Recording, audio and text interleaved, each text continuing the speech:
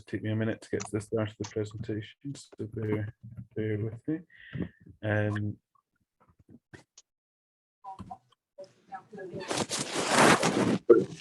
As I was saying, this is a session that's looking at cognitive pacing. I'll introduce myself. My name is Ben. I'm co-chair of Stockport ME Group, have been for some years. I also volunteer for long COVID support, and I'm doing these sessions at the request of long COVID support. I've been pacing for about a decade or so, I think coming up to my 11th year for my sort of ME. And also I've got quite a lot of experience helping other people around pacing from my volunteering with the ME group, and also in the last year or so, specifically around heart rate monitoring, I've been quite active in a research project that I helped set up, and that's involved working with people on a one-to-one basis, helping with a few issues around pacing. More commonly, issues with heart rate monitoring with that as well, but some more general aspects of pacing as well. So I would sort of stress that a lot of what I've previously said about pacing does apply to sort of cognitive pacing as well. It's just there's a few things that are distinctly different, and there's a few extra challenges that if you're experiencing cognitive issues that can make pacing harder or have to be done slightly differently. This is a slide that I used very early on, looking at sort of different types of energy. And quite often when we talk about cognitive pacing, we're not just looking at cognitive, we're also looking at emotional, also looking at social. We're kind of looking at everything but physical. But when we think of tasks, I think they're quite often physical tasks that we think of. We think of, you know, tidying the house, walking the dog. You know, we don't often think of something like watching television as something that uses as energy. And partly before we had an energy shortage, watching TV might be something we do to relax, reading a book might be something we do to relax, going for a walk all day might even be something we do to relax. But we have very different energy levels, and very different things deplete our energy than might have done before. This is another sort of slide that I'd used before, again, just to sort of highlight it is very sort of similar to other forms of pacing. And the biggest issue that you're often going to be looking at is the cumulative amount of what you do. If you think we all have an energy envelope that's a particular size, and that's the energy that we have for a period. If we do something that is incredibly overstimulating, just even a couple of seconds of that can lead us to overextending our energy envelope and taking us beyond what we can safely do and experience post-exertional malaise symptoms and issues. But the biggest issue is often the cumulative, how much we're doing in a morning, in a day as a whole, in an hour as a whole. So the biggest thing that we can sort of do to help is to do some either slightly less or quite a lot less, depending on what our situation is.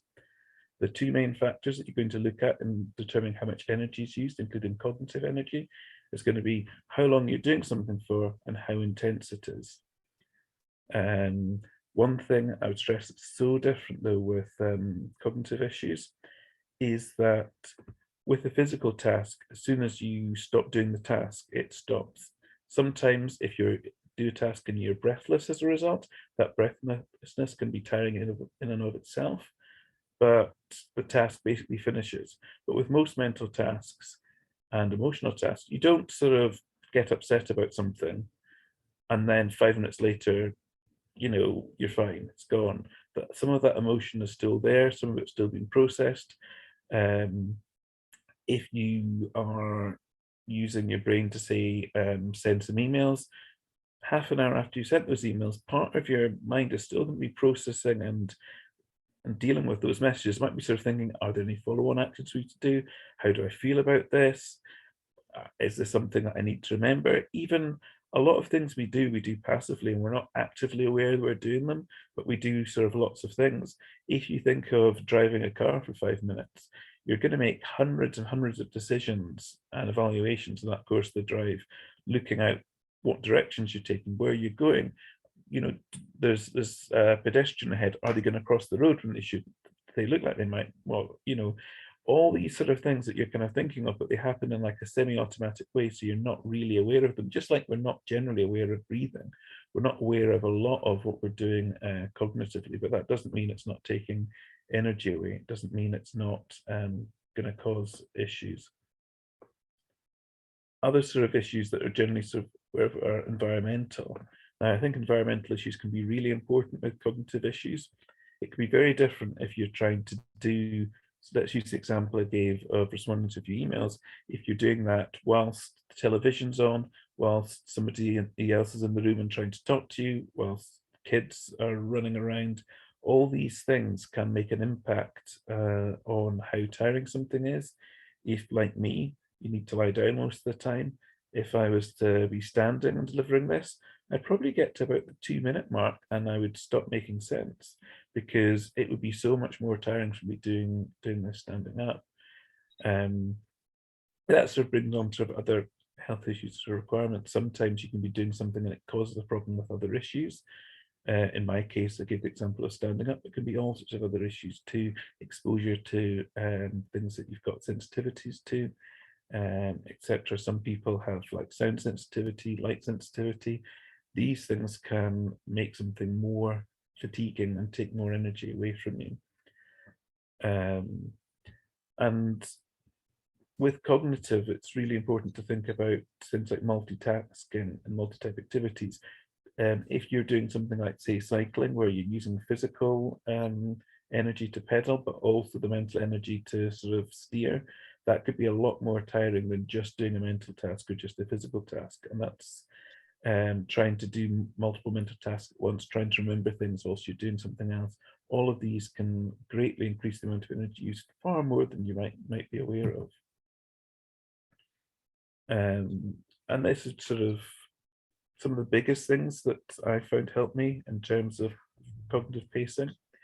One of them is just to remember what you're doing in a day. It's very easy to think of what you do in terms of like tasks that you're doing, but everything that you think about, everything that you feel, all of that sort of takes energy, and you've only got so much in a day. And if you're finding you're overextending yourself, the best thing you can do is do a little bit less. And that's not just the physical tasks, that's every task. If you think in terms of sort of like budgeting money, times are quite hard at the moment for a lot of people, very hard really, particularly if you have a long-term illness. But you can look at budgeting money, and there's lots of savings that can be made. You can do things that, oh, I'll shop around for a different electricity supplier, I'll change my broadband, I will look at my direct debits, I'll see what sort of can be cut. There's a lot that you can do to try to make things better, but ultimately there comes a point where you just kind of need to spend less and do less. And that is also why sort of high quality rest can be so important, because high quality rest is one of the few things that can give us more energy, and that can make a sort of a massive difference to us. So a lot of this is just going over things I've sort of touched on. One thing I will stress is that for a lot of people, the signs of physical overexertion are pretty obvious. So if you're going to be sort of doing some sort of physical task, you might feel breathlessness, you might feel dizziness, you might feel a wide range of symptoms. Some of those might not be to do with post-exertional malaise, they might be to do with another condition, but you still kind of get like a very clear warning sign. But with cognitive tasks, it can often be less clear. And quite often, once you start sort of knowing that they're there, it's almost like they're so pronounced that you just need to stop what you're doing. You're getting quite extreme symptoms. Your brain doesn't feel like it's working properly. It can be a lot sort of harder to pick up on. And some of it is because before you have had these issues, you will have picked up sometimes where you feel a bit overtired, and then when you're in those situations, you could just focus, power through it, have a coffee, get through it, pretend it's not there, just focus on the task, get through it, and then sort of rest later. But actually, quite often, these are the signals that you're sort of needing to actually pay attention to and listen to. So, for instance, it'd be very easy, Monday morning, feel a bit tired, don't feel fully sharp, I'll have a coffee and then I'll carry on. Now, if you're doing something like that, you're then taking a stimulant that's making it hard to know what you can safely do. So it makes it harder to know when you're telling yourself, your body could be telling you that actually you need to stop what you're doing and take a rest. And probably the biggest difference is that rest is just so much harder when we're looking at passive thoughts, emotions, cognitive activities, because they don't stop when we stop. So you go to cut the grass, you stop cutting the grass, that's done. But with any sort of emotional or cognitive task, quite often your brain doesn't just shut down. You carry on thinking about it, you carry on feeling it, and you can be lying down, the lights can be off, there can be nobody around, and actually you're completely the opposite of rest, and your brain is very active, it's very busy. A lot of people who experience anxiety or stress, quite often they can be at their worst when they're in a room on their own with no stimulation, because then all the issues that they might have suppressed when they're going about the day, all their anxieties, everything they're nervous about, everything that's concerning them, just kind of bubbles up and can suddenly be sort of overwhelming. So rest just doesn't necessarily give the rest that it needs to give. That's one of the reasons why most people who are professionals at helping people with pacing, and why like I as well recommend for many people that rest can require a lot of effort. It can require relaxation techniques. It can require quite a lot of support to enable that rest to actually be beneficial and not sort of making things worse. So rest isn't as easy as it seems. It's not the absence of physically doing something. Rest is about not, basically you recharging yourself in whatever way works sort of best for you.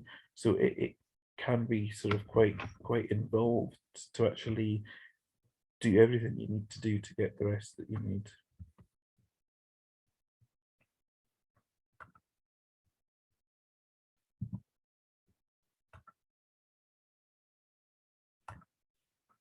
So one of the biggest tips that I got was to sort of break activities into smaller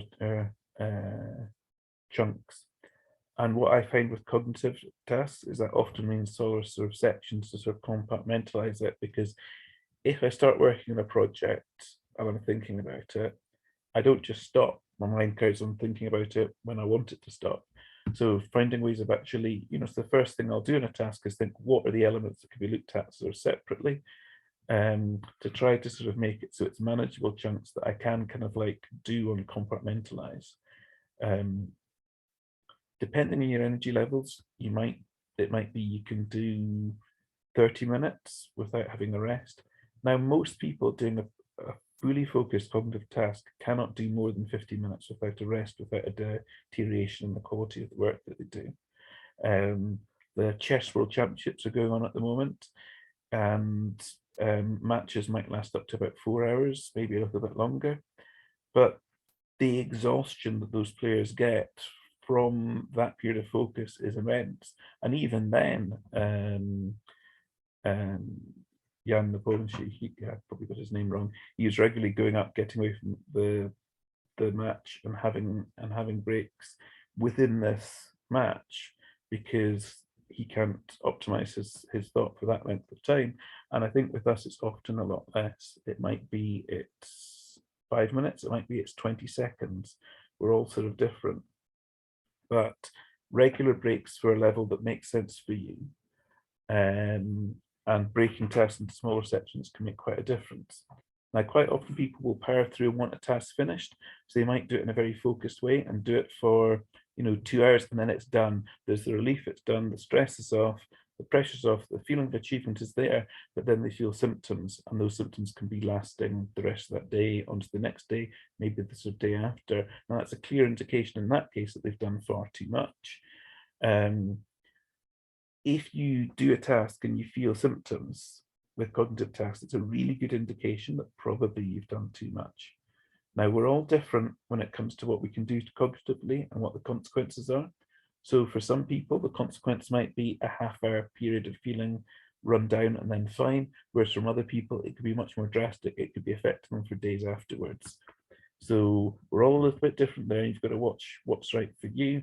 But a really, really important tip is to try to stop tasks before you experience any symptoms.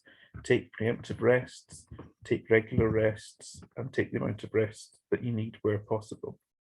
Obviously, you might be in a situation where you're working, you've got a 9 to 5 job, you don't have opportunity within that to take those sort of rests. You can only do what you can do. So if you're in that situation, things like if you have a lunch break, actually taking that lunch break and having it as the break and not doing cognitive tasks if possible, that can sort of make a big difference. Over time, I've kind of learned how to compartmentalize a lot better so that when I'm not doing something, I'm not really thinking about it. I'm not really feeling anything about it. And that makes things sort of a lot easier because I'm basically able to get quicker into a state where I'm getting good quality rest and not have such a drawn out time from wanting to rest and actually sort of getting rest. In my early days, I didn't have a smartphone. I had an old brick, I think you call them, and there wasn't like timers or anything on it. So I just used an egg timer, and I would set it. So if I was trying to do something, I would set it for maybe 10 minutes to do work on a task, and then I'd set a time limit of like 10 minutes rest afterwards. And whatever was working for my level of sort of energy or what I felt it was at the time. And just the egg timer was incredibly useful, even though the tick sound was a little bit annoying. It was relatively quiet, but that just helped me kind of keep honest. Not just, it's very easy when you're doing a cognitive task to just carry on doing it and not stop and not really be aware you're doing it. And that could be an active task, like a actual piece of work you've got to do, or it could just be, checking Facebook. It's very easy to spend like an hour and a half checking Facebook where you're actually really active cognitively. You're skimming posts, seeing things of interest, then you're focusing on maybe there's emotional sides of it as well. And it's very easy for that time to just pass and not really be aware that you've actually been doing something that is incredibly fatiguing and draining. And so I found using timers really kept me honest, and I just used an egg timer because it was simple. There was no effort. Oh, I'm just going to go and set this. It was just really simple. Just turn it, leave it, look at it, and that worked really well for me early on. Now I don't need that so much because I think it becomes very automatic. Just like I think most people working at a computer will quite often know, oh, I need to look out the window every so often, change my eye focus, things like that. It's got to the point with me where it is kind of sort of learned. I try, if I'm doing a session like this where there's other people involved, I try to keep it to about an hour because I know after that I'm going to need a decent amount of rest. But I kind of know my limits, and it becomes that it's sort of largely sort of automatic. In the comments, somebody mentioned sort of the Looper earplugs. I used earplugs, used noise cancelling headphones, things like that to actually reduce background noise, because quite often if there's background noise, even if you don't have sound sensitivity to the extent that I do, it's still, your brain is naturally going to be trying to interpret and process sounds that it hears. And if you don't need to process those sounds, then it's using up energy that it doesn't need to. So it can be something that you can potentially sort of use to sort of stop that problem. Some people are light sensitive, different glasses can really help. Something to, a face mask or something to enable sort of be dark so you're not getting stimulation that's sort of too tiring. Another thing I found, now I'm a big advocate for heart rate monitoring. Now, when I sort of using my sort of heart rate monitor, I set my alerts, it'll go off about 98 beats per minute. Now, what I've found for cognitive tasks is I can completely exhaust myself, never exceeding that. But what I have found is that it is very rare for me to do something that is going to trigger cognitive post-exertional malaise if I stay within about 15 beats per minute of my resting heart rate.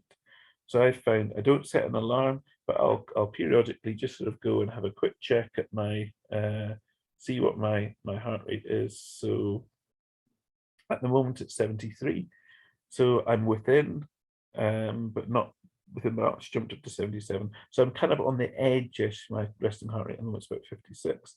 I'm a little bit above 15. So it's likely if I stayed at that sort of level, I would cause a moderate amount of symptoms if I sustained it. I don't do the session for all that long. It's only about an hour. And I rest before and after, so it's sort of fine. But something like this can be a good check of just, am I doing something that might be triggering post-exertional malaise? And it's very personal. You might find that actually just 10 beats per minute over resting heart rate could be causing some issues for you, but it's unlikely it's going to be less than 15. But it's something to sort of keep an eye on if you want as an extra sort of tool to sort of check on and see if you find it helpful. A lot of people use heart rate monitors. They'll use the age-based formula, which will create like a higher sort of number than that. And then they find for cognitive tasks, it doesn't really give them the warning that it does with physical tasks. But that's just a little hint to maybe see if it works for you, and then have a think about how, if it does, you can use that. At the moment, the technology is there that you could have a different alarm going off when you're sitting or lying down than if you're standing up. But I don't think there's any software that is doing this at the moment. I was in informal chatting with some developers, and it's certainly something that is being looked at and might be something for the future, but it probably isn't there now, and if it is, I haven't seen it. I will sort of stress again a big tip of trying to do one thing at a time. We're so used to trying to do lots of things at a time, remember something, you know, work on something, but also think of something else at the same time. And multitasking, a lot of people don't do it as well as they think they do, but it is incredibly fatiguing, exponentially so for most of us. So it's well worth trying to minimize where possible. So I just thought I'd give a few sort of examples of some sort of situations before sort of moving near the sort of end. One is a sort of a benefit form. Now, here we've got people from the UK, from the US, probably some other countries too, and everywhere is a little bit different. What I found worked for myself was I tried to start doing my forms as much in advance as I could. And I tried to break it down. I would do like a question or a section a day. And occasionally, if I fit us out, I might do 2 a day well spaced out, but I wouldn't try to tackle more than that. And also, what I found with doing sort of benefit forms is that it brings up a lot of emotional issues as well as just filling it in. So I found that I need to then do more things like relaxation exercises, more things to sort of calm myself down. Need to think about maybe being a bit kinder to myself, but also being aware that it's not just spending half an hour filling in a bit of a form.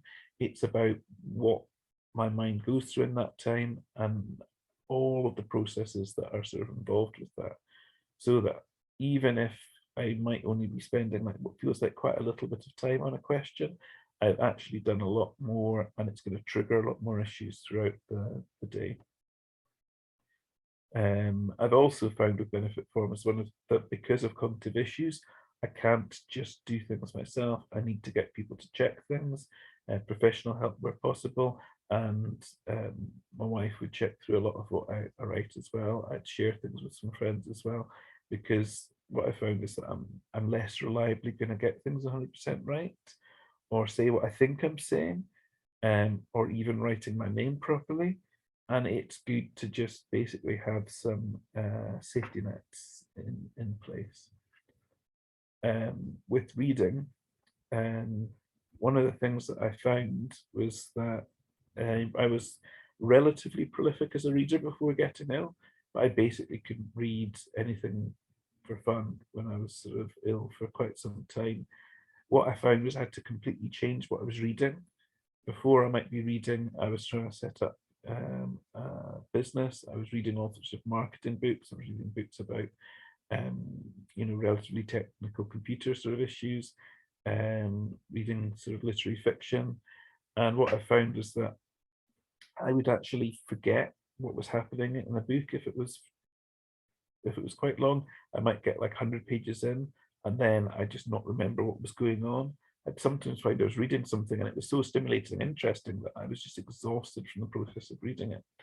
So what I've kind of found is that I read very different things. I read a lot of things like poetry that are not long poems, but like self-contained, you know, no more than a couple of pages, so that if I get confused, it doesn't spoil the next poem. It's quite contained. Some short stories could be very good for that.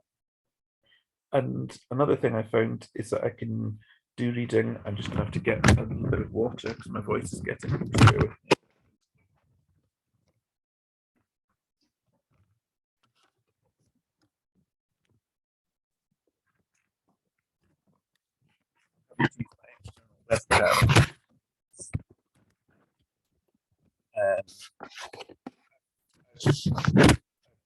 That, yeah, I sort of need to read very differently, less stimulating things, less complicated things.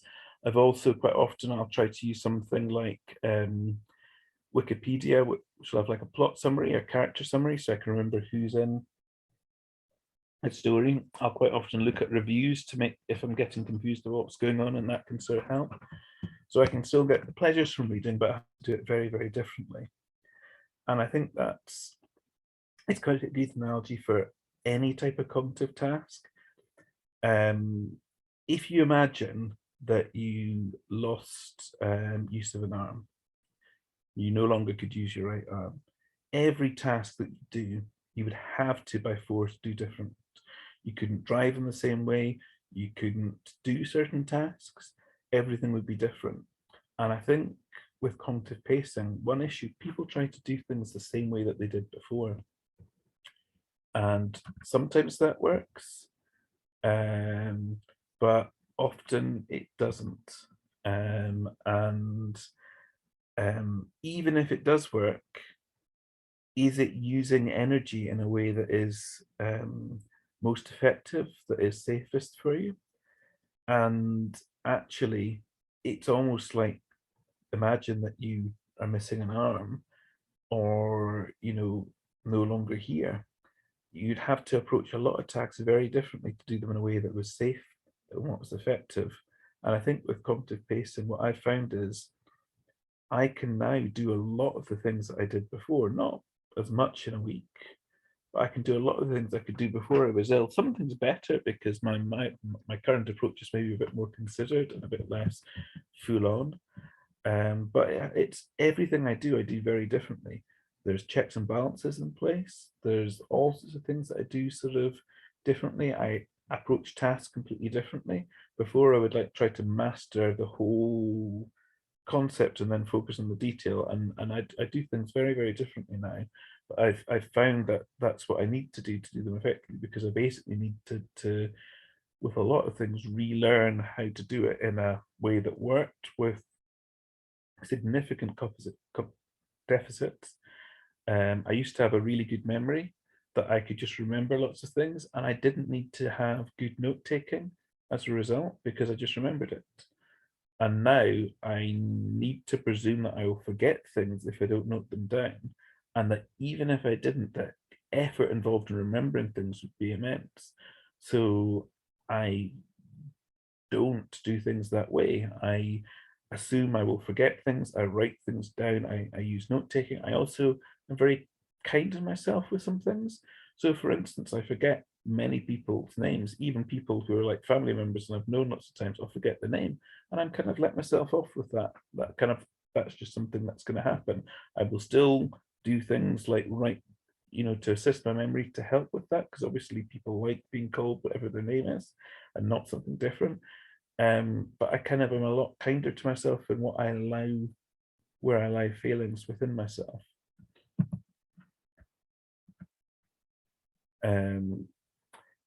Another sort of area I just want to look at is not just the challenges of cognitive pacing, but the challenges, some of the issues we associate around problems when we're sort of struggling, that can actually cause problems that make things around cognitive pacing a lot worse. And one of these is looking at ending conversations and activities. It can be really hard when you're mid conversation to actually end the conversation. Because quite often what you'll do when you're really sharp and you want a conversation to end is somebody else might be talking really quickly, they're saying a lot of things, and you just are so focused, you know when to say something to bring the conversation to an end. And one thing I've found is that that's an awful lot harder. Now I've got a lot of significant cognitive deficits, and if I'm in a conversation that gets longer and longer, it gets harder to end. So what I try to do now is I will take steps so that whenever I'm in a situation like that, I've said very early on where I'm still sharp when the call or the conversation is ending, but there's a lot more elements that are pre-planned because I know if I'm talking for half an hour, it becomes a lot harder for me to naturally sort of stop.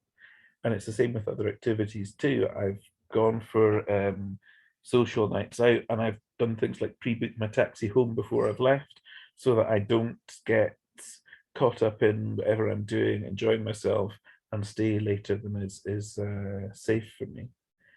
I think there's a lot of problems as well with, and I had this myself, where when I was first taught pacing, I was really ill and really fatigued. I didn't understand it, and I got lots of things confused and made lots of mistakes because I didn't have the cognitive abilities, because I wasn't pacing well enough to actually learn the basics of pacing. And that's one of the reasons why I'm doing these sessions, because in a slightly more interactive format, in a video, there's maybe more people that might be able to take it on and understand it, whereas they might not if it was just written information. It can be very hard to learn to pick up on the signals I was talking about. It's very easy for there to be denial. It might be you're working a job, you need to work that job, you need to get through the day fine. If there's something telling you, signals you're not picking up saying this is a bad idea, it's very hard to really listen to those because you kind of need to do what you're doing or feel you do. It's very easy to just not listen to things if you possibly can. And as I've talked on before, stimulants and all sorts of other things can potentially mask warning signs. So I'm not saying don't take coffee. All I'm saying is if you take coffee, then where I talked before about preemptive rest, think of where you would need to rest and where you'd be picking up on signals if you haven't taken that coffee, and maybe be a bit more cautious in terms of what rests you sort of put in. My screen's got a little bit sort of off here. So I think I've sort of said I find remembering things really tiring. So I try to, if I'm remembering something, I try not to do it concurrently with thinking about what I'm thinking about. I try to kind of have a separate task when remembering things. Overstimulation is a big issue. There's a lot of activities I won't do now because they're too stimulating. I won't play a live game of chess because that'd be far too stimulating for me. It's very easy with aids and adaptations to think of the obvious ones for physical issues, a bath mat, a wheelchair, but there's a lot of aids and adaptations that can help with cognitive issues. You can have AI software now where I've written a paragraph that made almost no sense to anyone if they looked at it. It just would feel like nonsense when it was written from a place of fatigue. And I've sometimes just put into sort of like some of these chat AIs, I've put in my sort of nonsense paragraphs and said, write this out again in a way that makes sense. And then it does it and it says what I meant it to say. Obviously, there's things like spell checkers and stuff. Some people find that if something is spoken, they can understand it better. So they'll use like text to speech tools. Some people find it easier to read if the font is large, if it's a friendly font. There's a lot of things you can do to adjust things in these sorts of ways. And I think I've sort of touched on this before. Often it's learning how to do something differently, learning how to do something with things that you took for granted before now being fatiguing.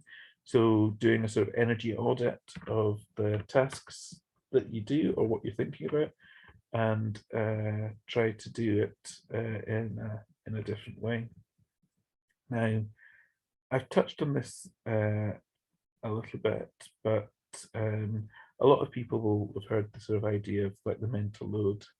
So often we might look at, so one person in the household, normally the woman, might be the person who remembers every birthday, buys birthday presents,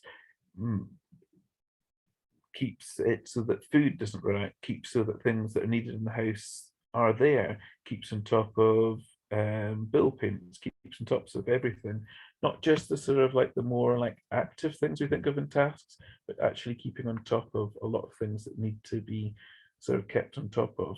All of these are potentially sort of taking your energy, but in ways that you might not be aware.